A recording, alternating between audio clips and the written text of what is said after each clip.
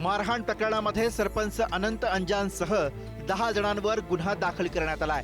गुन्हा दाखल होताच हे सर्व आरोपी फरार झालेत। पण एका तरुणीला इतक्या निर्दयीपणे झालेली मारहाण पाहता बीड जिल्ह्यातील कायदा सुव्यवस्थेवर पुन्हा एकदा सवाल उपस्थित होतोय।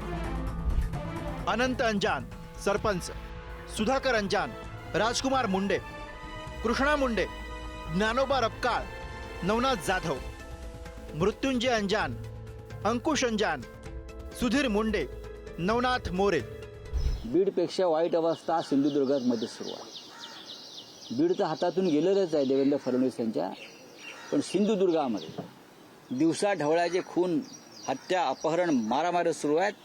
त्याच्यावरती तिथे जाऊन आवाज उठवण्याची वेळ आलेली आहे। पोलिसांवर विश्वास नाही, गुंडशाही जी आहे ती वाढत चाललेली आहे। सदरक्षणार्थ आणि खलनिग्रहणार्थ हा महाराष्ट्र पोलिसांचं ब्रीद वाक्य आहे। मात्र महाराष्ट्र पोलीस सरकारच्या दबावामध्ये अगदी उलट करत आहे। तर आता खलनिग्रहणार्थ ही जी त्यांची भूमिका होती, सदरक्षणार्थच्या ऐवजी खल संरक्षणार्थ आणि सज्जनांच्या पाठीमागे महाराष्ट्र पोलीस लागलेली आहे। वकील तरुणीला झालेल्या मारहाण प्रकरणाची राज्य महिला आयोगानं दखल घेतली आहे। राज्य महिला आयोगाच्या सदस्या ॲडव्होकेट संगीता चव्हाण यांनी पीडित तरुणीच्या घरी भेट दिली। याशिवाय बीडचे पालकमंत्री अजित पवारांनी पोलीस अधीक्षक आणि जिल्हाधिकाऱ्यांशी चर्चा करत सविस्तर माहिती मागवली आहे। काल रात्री त्याच्याबद्दलची माहिती मला पोस्ट म्हणजे फोटो आलेले आहेत। मी त्याच्या संदर्भामध्ये एसपी आणि कलेक्टरला सूचना दिलेल्या आहेत। हे नक्की कुठं झालंय, त्याला कोण जबाबदार आहे, आणि जर ते तिथंच घडलेलं असेल आणि कोणी जबाबदार त्याच्यामध्ये असेल तर कायदा श्रेष्ठ आहे, कुणालाही पाठीशी घालण्याचं कारण नाही, त्यांच्यावर सक्त कारवाई करा अशा सूचना दिलेल्या आहेत। एवढं त्या ठिकाणी आम्ही काम करू नये।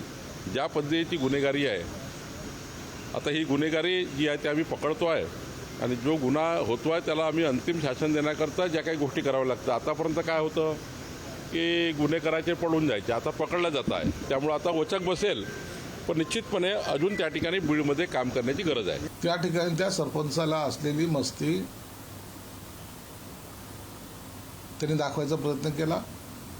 महिलेवर ज्या प्रकारे त्यांनी अत्याचार केलाय, मला वाटतं आता त्याच्यावर सुद्धा मोका लावावा अशी आमची मागणी राहील।